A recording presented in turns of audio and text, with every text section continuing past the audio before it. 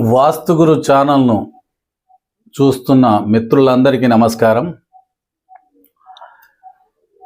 ఈరోజు మనం ఈ మనం గృహం నిర్మించుకున్న తర్వాత మన అవసరాల దృష్ట్యా అప్పుడప్పుడు ఉత్తరం వైపు కానీ దక్షిణం వైపు కానీ లేక పడమర వైపు కానీ తూర్పు కానీ రేకులు పెంచుకునే అవకాశం చాలా వరకు ఉంటుంది. ముందట రేకులు వేస్తుంటాం. దాని విషయంలో మనకు వచ్చే మంచి చెడుల గురించి మీకు ఈరోజు తెలియపరచాలని అనుకుంటున్నాను నేను. కాబట్టి మీరు ఈ వీడియోలోకి రండి. ఈ వీడియోను చాలా బాగా ఈ మ్యాప్ను చాలా బాగా పరిశీలించండి. అయితే ఇక్కడ 2 రూములు ఈ హాల్ కలిస్తే ఒక ఇల్లు, 2 రూములు ఈ హాల్ కలిస్తే ఒక ఇల్లు.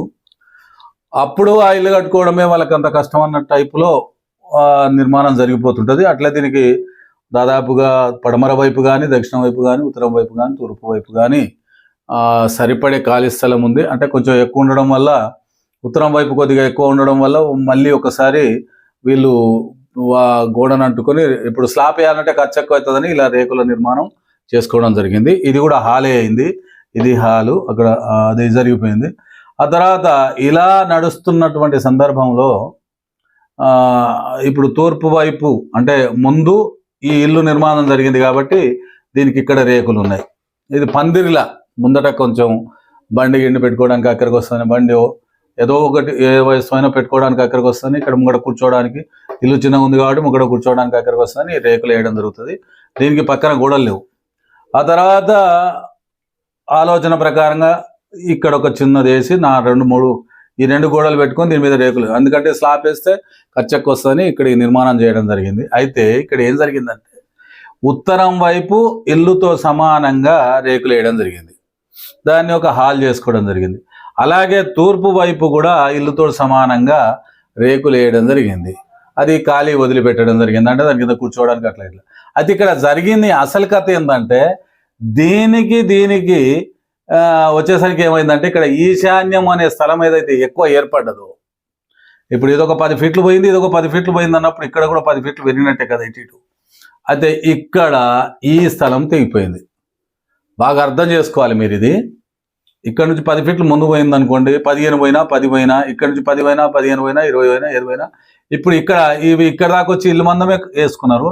ఇక్కడ నుంచి ఇక్కడ ఇల్లు మందం వేసారు. మరి ఇక్కడ ఏమైంది? ఇప్పుడు ఈ మూల తెగిపోయింది. దీన్ని ఈశాన్యం తెంపు అని అంటారు. అంటే మనం కింద ల్యాండ్నే లేక ఇల్లునే లేక బిల్డింగ్నే చూస్తే కాదు, పక్కనే వేసే రేకులను కూడా సమానంగా వేసుకునే అవకాశం కంపల్సరీ ఉంటుంది. కొంతమంది ఇక్కడ బాల్కనీ ఉంటే బాల్కనీ మందం వేయరు రేకులు, కేవలం ఇల్లు గోడ మందం వేస్తుంటారు. అది కూడా చిన్న పొరపాటుగా మీరు గమనించాలి. ఎందుకంటే అపఖ్యాతి అపనింద అంటే కీర్తి ప్రతిష్టలు సన్నగిల్లుట, చేయని తప్పు మీద పడుట, ఆర్థిక సమస్యలు ఇబ్బంది పెట్టుట, భార్యాభర్తల మధ్య అవగాహన లోపం జరుగుట, దాన్ని కొట్లాట అని కూడా అంటారు. అవగాహన లోపం జరుగుట, ఒక్కొక్కసారి కొన్ని ఇళ్లలో భార్యలు భర్తను వదిలి తల్లిగారింటికి వెళ్ళిపోవడం, ఇలాంటి దుష్పరిణామాలు ఇంకెన్నెన్నో. ఇవన్నీ చెప్పుకోవాల్సిన అవసరం లేదు. కానీ మీరు ముఖ్యంగా ఏంటంటే ఇది జరుగుతుందా అని దాన్ని చూసుకుంటూ పోవడం అవివేకం. ఇది తెలిసిన వెంటనే బాగు చేసుకోవడం సజ్జనుని లక్షణం. అందుకనే ఇప్పుడు ఇక్కడ ఏం పెద్ద అది ఖర్చు పెట్టేది ఏమి లేదు. ఇక్కడ దాకా ఈ లైన్ వచ్చింది. ఈ లైన్ ఇక్కడ నుంచి ఇక్కడి వరకు పెంచుకుంటే అయిపోతుంది. అంటే ఇప్పుడు ఇది ఒక 10 ఫీట్లు ఉందనుకోండి, 3 రేకులు పడతాయి. ఆ రకంగా ఆలోచన చేసి ఈ రేకులను ఇక్కడ దాకా పెంచుకోవడం కానీ, ఈ రేకులను వీలైతే వీటిని ఇక్కడికి పెంచడం, అంటే వీటిని ఇక్కడ పెంచడం కాదు కానీ వీటిని ఇక్కడికి పెంచుకోవడమే బెస్ట్.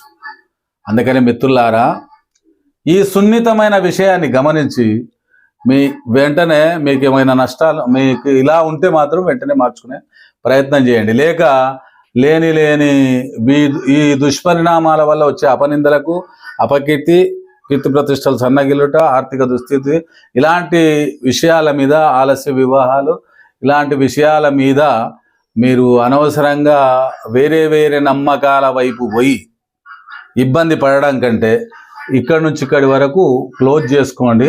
నేనేమంటున్నా అంటే ఒకవేళ రేకు ఇక్కడికి వచ్చారు కొంచెం తగ్గింది అనుకోండి, అంటే దీని కొలత మందం ఈ రేకులు రాకుంటే సగం రేకు అయినా వేసుకోవాల్సిందే, దీనికి సమానంగా రేకు నింపాల్సిందే. అది బాగా గుర్తుంచుకోండి. ఎందుకంటే కొందరు ఇడిదాకా వచ్చిన తర్వాత వేసినాం కానీ కొద్దిగా తక్కువ అవుతుంది ఏమవుతుందా అంటారు. అయితే ఈ కొద్దిగా తక్కువ అయినా గంతే, మొత్తం తక్కువ అయినా గంతే. కాబట్టి అలా కాకుండా ఇలా వేసుకునే ప్రయత్నం చేయండి. అనవసరమైన ఇబ్బందులు పడకండి. లేని ఆలోచనల వైపు వెళ్ళి మీరు ఎన్ని దిక్కుల తిరిగినా ఎవరితో చూయించుకున్నా ఈ ఇంటికున్న వాస్తు దోషము సవరణ అయ్యేంత వరకు అసలు. అందుకని ఒక్కొక్కసారి మీరు ఆలోచించండి, మనకున్న వ్యాధిని బట్టి దవాఖానకి వెళ్ళంగానే అతను ఏం కనబడతలేదమ్మా అంత బాగానే ఉందంటే అప్పుడు మన పరిస్థితి ఏంటి ఇది? అందుకని మనం ఎన్ని ఆలోచనలు చేస్తాం, ఎన్ని వైపులా రైళ్లలా పరుగెత్తుతుంటుంది మన మనసు, రాకెట్లా ఉరుకుతుంటుంది మన మనసు. అందుకని అలా జరగకుండా ఉండడానికి ఇలాంటి చిన్న చిన్న పొరపాట్లు మీ ఇంట్లో ఉన్నప్పుడు వీటిని సరి చేసుకునే ప్రయత్నం చేసుకుంటారని మనసారా కోరుకుంటూ, నిజంగా దీనికి ఏమైనా రెమెడీ అంటే ఇక దీనికి ఇప్పుడు దేన్నైనా బాగుపరచడానికి కోసం ప్రయత్నం చేస్తాం. ఇక్కడ రెమెడీ పెద్దగా అవసరం లేదు. ఇక్కడ నుంచి ఇక్కడి వరకు రేకులు వేసుకుంటే అయిపోద్ది. ప్రతి చిన్నదానికి ప్రతి పెద్దదానికి ఏదైనా మనం కొంత ఖర్చు పెట్టలేను అనే పరిస్థితి ఉన్నప్పుడే ఏదైనా రెమెడీ చేసుకోవచ్చు. కానీ ఇది అలాంటిది కాదు. నువ్వు ఏ రకంగానైనా ఇది ఖచ్చితంగా ఫుల్ఫిల్ చేయాల్సిందే. కాబట్టి మిత్రులారా, మంచిగా మనసారా ఆలోచించి ఇలాంటి చిన్న చిన్న పొరపాట్లు ఏమున్నా మీరు వెంబడే సరి చేసుకునే ప్రయత్నం చేసుకోండి. అలాగే ముందు వీడియోలలో ఈ పశ్చిమం రేకులు కానీ దక్షిణం రేకులు కానీ వీటన్ని నుంచి మీకు తెలియజేయడానికి ప్రయత్నం చేస్తా. కానీ ఈ సున్నితమైనటువంటి వాస్తును, ఎందుకంటే ఇప్పుడు చాలామంది కొంతమంది ఏమంటున్నారంటే నేను మంచి వాస్తు పండితుతో ఇల్లు కట్టుకున్నా. అసలు మంచి వాస్తు పండితుడు ఎవడు? నీ కర్మను మించిన వాస్తు పండితుడు ఎవడు? ముందు నీ కర్మను ఆలోచించు. నీ కర్మ ఎక్కడెక్కడ తప్పులు చేస్తుంది, ఏమేమి తప్పిదాలు జరుగుతున్నాయని ఆలోచించడానికి ప్రయత్నించు తప్ప మంచి వాస్తు పండితుడు అనే మాటను కొంచెం మర్చిపోయి నీ కర్మ సిద్ధాంతాన్ని కూడా కొంచెం ఆలోచించు. నీ కర్మ వల్ల ఏమి దుష్పరిణామాలు జరుగుతున్నాయి, నువ్వు ఎంతవరకు నీ ఆలోచన మేరకు ముందు నడవగలుగుతున్నావు, ఎన్ని తప్పిదాలు జరుగుతున్నాయి, నడకలో ఎన్ని తప్పిదాలు జరుగుతున్నాయి, అంటే మనం చేసే ప్రయత్నాలలో ఈ నిర్మాణంలో కూడా ఎన్ని తప్పులు జరుగుతున్నాయి అనేది ఒకసారి మనసారా ఆలోచిస్తే ఖచ్చితంగా రిజల్ట్ దొరికే అవకాశం, అంటే దాని యొక్క ఫలితం దొరికే అవకాశం ఉంది. ఫలితం అనుభవించడం కన్నా ఫలితాన్ని ఆలోచిస్తే సరి చేసుకోవచ్చు. ఇక అనుభవించడం అంటే ఇక అది మనం ఏం చేయలేము, అనుభవించేటోళ్ళని మనం ఏం చేయలేము. కానీ కావున ఒకసారి మీ మనస్సును నిలకడ చేసుకొని దీని గురించి ఆలోచించండి అని చెప్తున్నా. నీలో కోరిక పుట్టొచ్చు, పుట్టిన కోరికను వెంటనే అమలు చేస్తే దుష్పరిణామాలు చాలా రావచ్చు. కొంచెం ఆలోచించి, ఒక వారం ఆలోచించి కనుక ఆ కోరికను సబలీకృతం, అంటే ఇక్కడ తప్పు జరిగింది వెంటనే ఏదో చేయడం కాదు, కొంచెం ఆలోచించాలి దీని గురించి. ఒక వారం ఆలోచించి ఇది చేయడం మేలా కాదా, ఇది నిజమా కాదా, అంటే మనలో మంచి ఆలోచన పుట్టినప్పుడు ఇది చేయకముందే మీ ఇంట్లోకి రిజల్ట్ వస్తుంది. అరే ఇక్కడ నాకు తప్పు ఉంది, ఇది నేను చేసేది ఉండే అని కనుక నువ్వు ఆలోచించగలిగినావు అనుకో, ఇది చేయకముందే నీ ఇంట్లోకి రిజల్ట్ వస్తాయి. ఎందుకంటే నీ మెదడు ఏంటంటే నీకున్న మైండ్ సెట్ ఆలోచించింది ఇక్కడ ఉంటే మంచిగా ఉండు అంటే నీ మైండ్లోకి మంచి అనేది వచ్చింది కాబట్టి ఆ విజువలైజేషన్ చాలా మంచి ఫలితాలను ఇస్తుంది. కాబట్టి మిత్రులారా, ఈ విషయాన్ని బాగా గమనించండి. ఇలాంటి చిన్న చిన్న దోషాలు మరీ చెప్తున్నా, 1-2 సార్లు చెప్తున్నా. ఎందుకంటే ఇది అనుభవించడం పరిస్థితి చూస్తే చాలా ఇబ్బందికరంగా కనబడుతున్నది. కాబట్టి కనీసం మీరైనా మార్చుకొని మంచి చేసుకునే ప్రయత్నం చేసుకోండి. లోపట కానీ బయట కానీ పైకప్పు కానీ కింద కానీ ప్రహరీ గోడలు కానీ ఎప్పుడైనా సస్సమాన కొలితలను కలిగి ఉండాలి. కాబట్టి ఇది నేను ఎప్పటికీ ప్రతి వీడియోలో చెప్తున్నా, అదే ప్రయత్నం చేయండి. అలాంటి ప్రయత్నంతో మీరు అది చేసుకునే వాస్తును సవరించుకునే ప్రయత్నం చేసుకోండి. నేను మీ బాబా అన్వర్ షా. జై బాబా, జై బాబా, జై హో బాబా.